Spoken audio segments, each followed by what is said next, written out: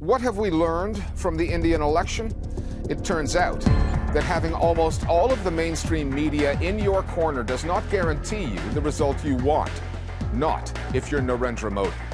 Moscow has been using misinformation to mess with European parliamentary elections. The EU says it's fighting back. And memories were made of this. Israel's genocidal attack on Palestinian history and culture.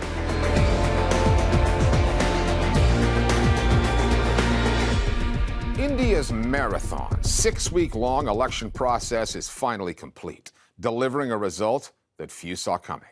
Despite dominating the information space and using lawfare to intimidate the opposition, Prime Minister Narendra Modi's government has been cut down to size. His party, the BJP, still holds the most seats in Parliament, but lost its majority. Working through a coalition government will put Modi under the kind of political pressure he has not faced before. It also serves as a moment for some possible soul-searching for so many in the Indian media space, particularly television news channels that over the past decade have become unofficial agents for the BJP. The narratives they have peddled, their reverential coverage of Modi, and the real issues and stories they have neglected will all be remembered by Indian audiences. The big question, will this new coalition government, with a less powerful Modi at the helm, give the media more space to do their journalism? Space that the BJP has spent the last 10 years taking away. The vote count was supposed to be a formality. इस बार के चुनाव में प्रधानमंत्री मोदी के खिलाफ anti incumbency नहीं बल्कि pro incumbency की लहर चल रही थी. Various exit polls, like most of the Indian mainstream media, had Prime Minister Narendra Modi and his BJP party cruising to another majority government. अब की बार 400 पार. नरेंद्र मोदी ने 400 पार का नारा दिया. विपक्ष उसी नारे को मुद्दा बनाकर जवाब देता रहा. But at Modi's final election event, something was not right. What was supposed to be celebratory came off as subdued.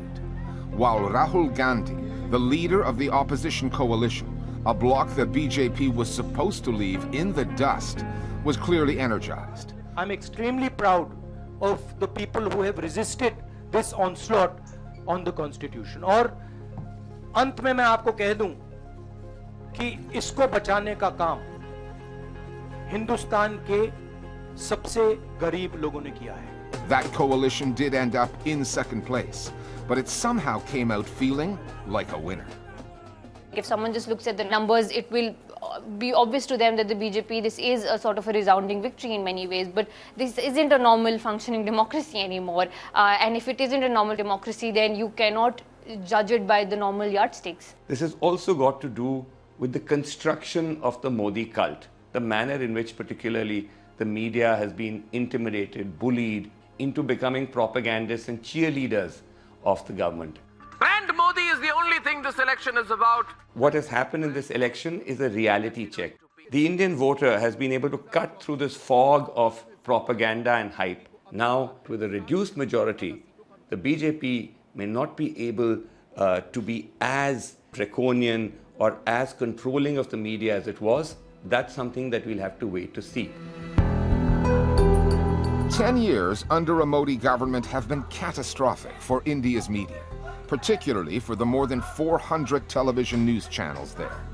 Some of those channels were always ideologically aligned with the BJP and its Hindu nationalist politics. 2047 में विकसित राष्ट्र या Islamic राष्ट्र. Other channels that were more balanced have succumbed to pressures from the Modi government, often via the tax authorities or the threat of losing essential government advertising revenue. As a result, media outlets often shy away from issues that matter to Indian voters. News Laundry, a digital outlet, conducted a study earlier this year examining the topics covered by 6 major news channels, finding that just 1% of it focused on employment, the economy, or education, that almost 80% of it was either pro-BJP or anti-opposition, usually laid out in shout-fests disguised as debates. With the coming of the BJP and Mr. Modi, all these news channels became choruses who found that an easy way to attract eyeballs was to conduct so-called debates on the screen filled with faces, and an anchor who behaved more like a circus lion tamer than a news anchor. You are doing it! Mr. Rajagopalan, please calm down. Who would set up this strawman debate between representatives of the ruling party and the opposition, who were to be served up at the altar of denunciation. No more. No more pessimism. No more negativity. Opposition and a constructive government. There's no serious discussion of politics. They behave like electronic lynch mobs, trying to hunt down opposition to the state. How is it that there are no follow-up questions asked in so many interviews? Prime Minister Modi actually went on a blitzkrieg of sorts, about 80 interviews in 2 months. And you can only count a few exceptions where the interviewer actually posed a counter question. इतना confidence, आप लबरेज हैं confidence से, मतलब आपको nervousness जरा भी नहीं है.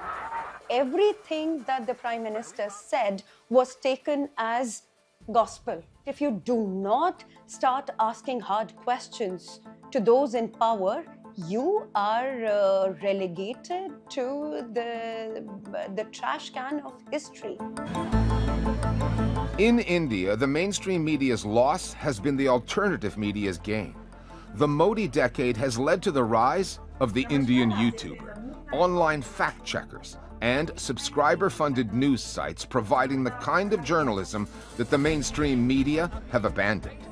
They are not dependent, the way 24-hour news channels or newspapers are, on government ad money or political patronage. And on the day the votes were counted, they let their viewers know it. We are not taking any government ads or from corporations, but we are completely depending on you, our viewers. For the big names on YouTube, many of whom fled mainstream outlets to work online, viewing figures have skyrocketed. Ravish Kumar was an institution at NDTV, which was the last news channel that dared to be consistently critical of the Modi government, until it was taken over in 2022 by a businessman loyal to the BJP. Kumar is now working from home and provided his own live coverage of the vote count, with a little help from his friends. और अब हमारे गरीब खाने में 3 laptop हैं, 2 पड़ोसी से मांग कर लाया हूं. इसी तरह से चल रहा है कि आज के दिन में स्टूडियो में होना चाहिए था. With almost 11 million subscribers, who knows how many voters Kumar's journalism affected. These like raw, unfiltered, resource crunched, not the best looking, not the most aesthetically produced pieces of journalism. Namaskar, मैं Ravish Kumar. And he has like millions of viewers watching that, and they're choosing that over the mainstream media, who have frankly far greater resources. They have the best graphic, the visualization, all of these things going on, but what they don't have is honesty. What they don't have is journalism. What they don't have is a spine. The real spaces for independent journalism have now spread to the digital space and YouTube, and we've seen some stellar work in those spaces.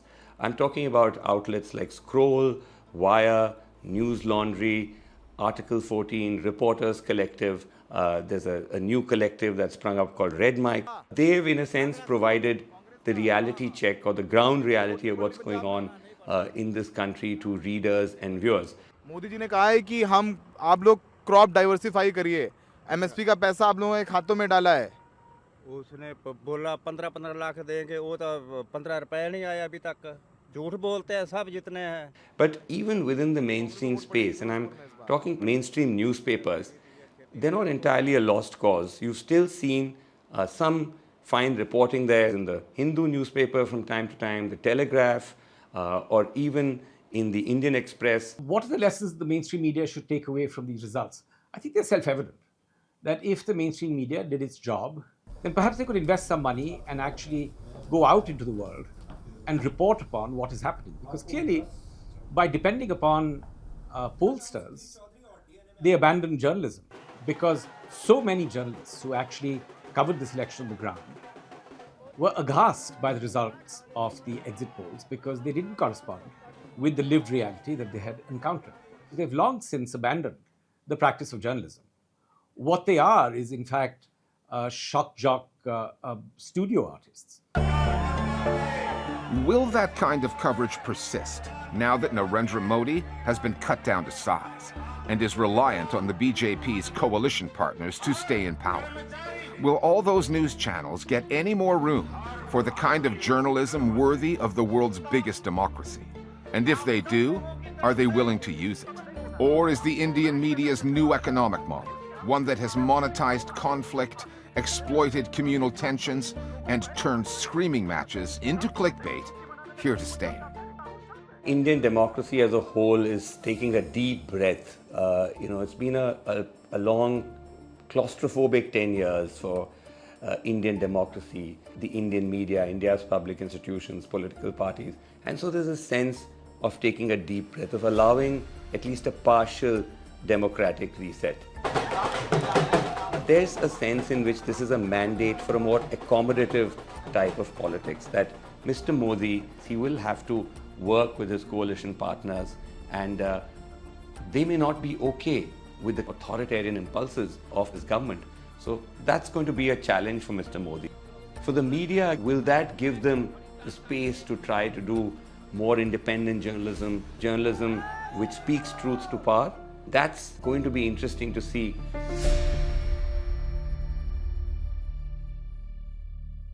To another major democratic exercise now, the European parliamentary elections, which have seen a battle involving misinformation between Russia and the EU.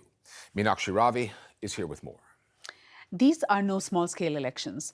More than 370 million Europeans across 27 member states of the EU are eligible to vote this week to elect 720 members to the European Parliament. The results will affect the bloc's policies for the next 5 years, including on Ukraine. And Moscow has taken notice. Far-right European parties with close ties to the Kremlin are expected to make significant gains, and EU leaders worry that a tsunami of Russian disinformation is lending them a helping hand.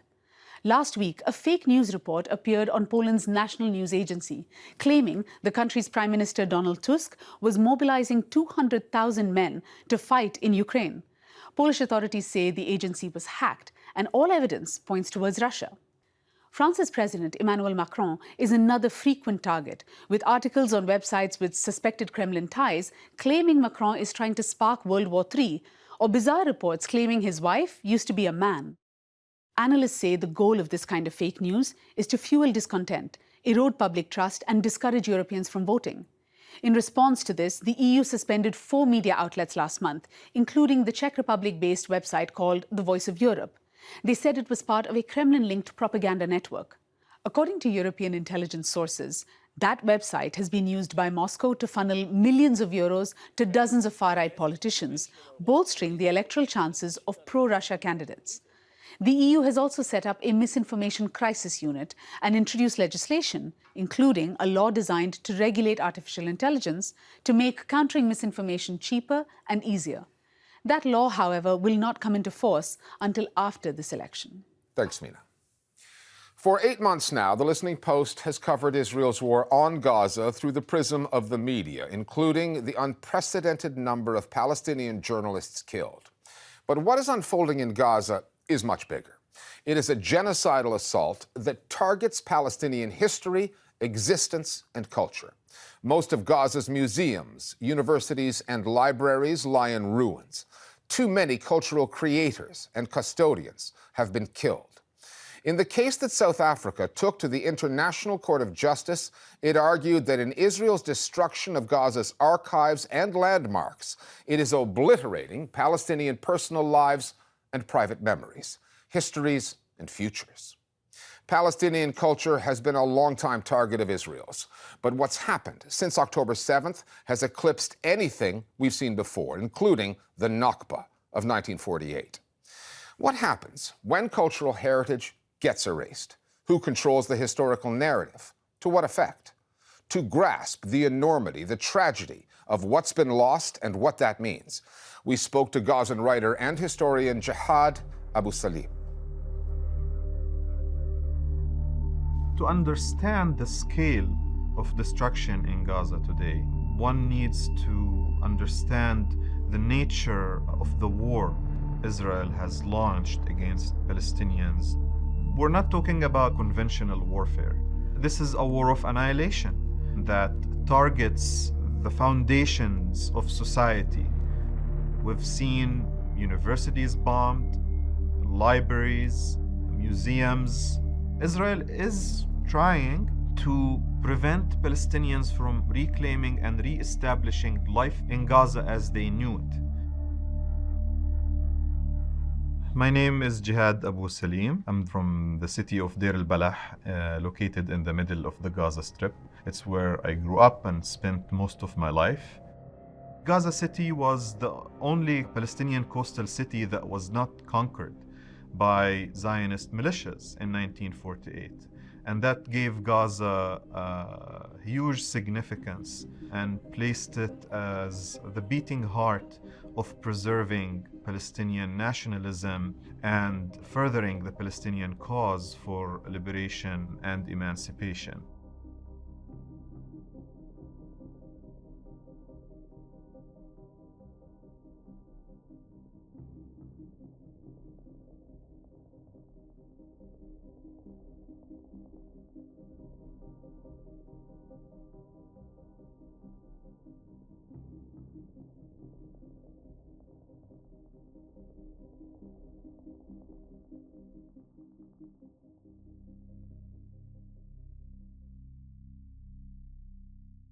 By destroying universities, museums, libraries, and archives, Israel seeks to make our memory, whether it's collective, institutional, inaccessible. It's an assault on continuity.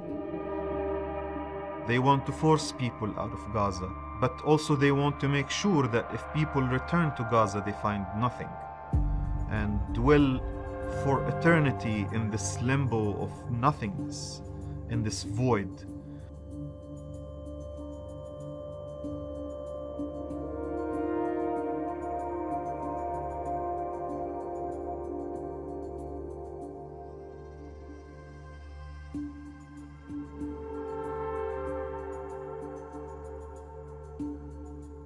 Gaza's old city, with its mosques like Al-Umari or a church like the Church of Saint Porphyrius, testifies to Palestine's complex and multifaceted history. Al-Umari Mosque is the second oldest mosque in Palestine after Al-Aqsa Mosque. And from the footage that we've seen, it seems that the mosque was deliberately targeted, because there are photos that show surrounding buildings standing intact, while the mosque has been bombed to smithereens. So Israel is trying to impose a rupture between the present and the past, and of course the future. And destroying an iconic structure like Al-Umari Mosque is just part of that effort. The goal of targeting Gaza's archives is to make it impossible for people to rebuild and reclaim what has been lost. We did not only lose historical documents, but also land deeds, land registration, infrastructure plans and schemes. Now we hear all these reports of people going back to their neighborhoods and being unable to recognize where the street that they lived on was located, where their homes were. And they think that by destroying institutions or archives or looting museums, they can destroy Gaza as a place and therefore prevent people from returning there or re-establishing their lives.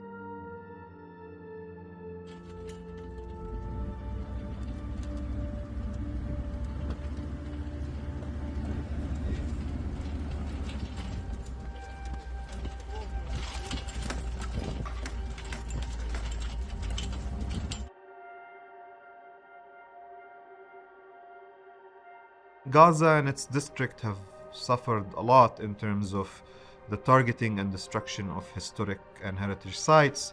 After 1967, after Gaza became under Israeli occupation, Israeli Defense Minister Moshe Dayan built an entire infamous career in addition to being a war criminal, of looting artifacts from different parts of Gaza and Palestine and storing them in his own home.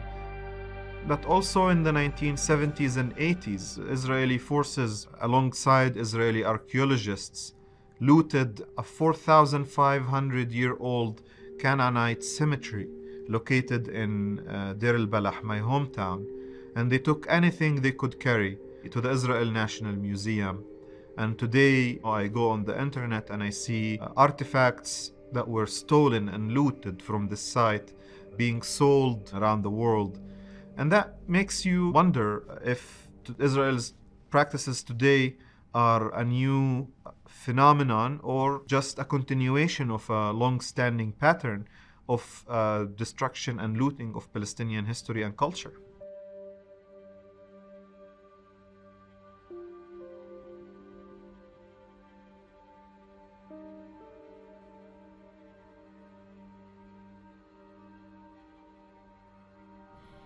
In this war alone, Palestinians in Gaza have lost towering figures in their society who shaped and defined the cultural and scholarly life in Gaza.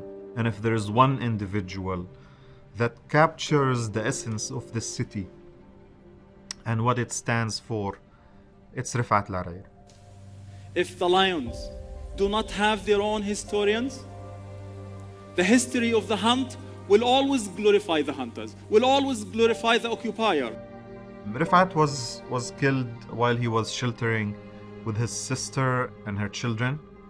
Before he was killed, he received a phone call from an Israeli officer warning him that they're after him. He was killed, his sister was killed, the children were killed, and his brother was also killed. I'm an academic. Probably the toughest thing I have at home is an expo marker.